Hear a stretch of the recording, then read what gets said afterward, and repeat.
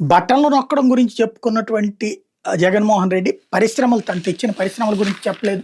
పారిశ్రామిక డెవలప్‌మెంట్ గురించి చెప్పలేదు. ప్రముఖ పారిశ్రామికవేత్తలు వచ్చి ఇక్కడ తమ పెట్టుబడులు పెట్టినా చెప్పుకోలేకపోయాడు. అదే సందర్భంలో కియా పారిపోయింది, లేకపోతే అమర్ రాజా పారిపోయింది అనే అబద్ధ ప్రచారం మాత్రం నడిచింది. వాళ్ళ సంస్థలు ఎక్కడే ఉన్నాయి. వాళ్ళ ఎక్స్‌పాన్షన్ అవతలకెళ్లారు. అదే సందర్భంలో వేరేదే ఇన్ఫోసిస్ లాంటోడిది ఎక్కడో ఉన్న సంస్థ తీసుకొచ్చి ఇక్కడ పెట్టుకున్నా సరే అది అలా కన్విన్స్ చేసేలా చెప్పుకోలేకపోయారు. ఆ జనం ఎవడేమనుకుంటాడులే వీళ్ళు మాట్లాడినంత మాత్రాన ఇలా మీడియా రాసినంత మాత్రాన అనుకున్నారు. కానీ జనం అదే నిజమని నమ్మారు.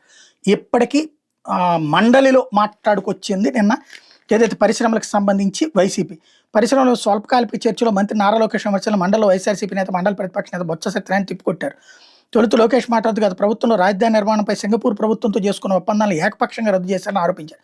అంతేకాకుండా అక్కడ సివిల్ సర్వెంట్ని జైలు పాలు చేశారని విమర్శించారు. వైఎస్ఆర్సీపీ విధానంలో గత 5 ఏళ్లలో పరిశ్రమలు రాష్ట్రానికి రాలేదన్నారు. విమర్శలను బొత్స తిప్పికొట్టారు.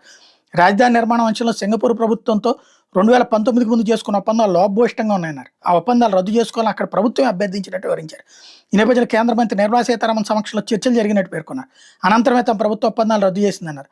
ఒప్పందాల్లో కీలకంగా వివరించిన ఈశ్వరన్ అవినీతి కేసులో సింగపూర్ ప్రభుత్వం జైల్లో పెట్టిన అంశాన్ని గుర్తు చేశారు.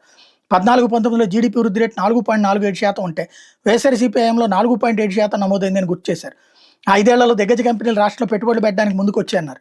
జగన్ మీద నమ్మకంతో విషయాల్లో నిర్వహించిన పెట్టుబడుల సదస్సుకి అంబానీ, అదానీ, జిందాల్ వంటి ప్రముఖ వ్యక్తులు స్వయంగా హాజరయ్యారని గుర్తు చేసుకొచ్చారు. అప్పట్లో జరిగిన ఒప్పందంలో భాగంగా విశాఖ టీసీఎస్ వచ్చిందన్నారు.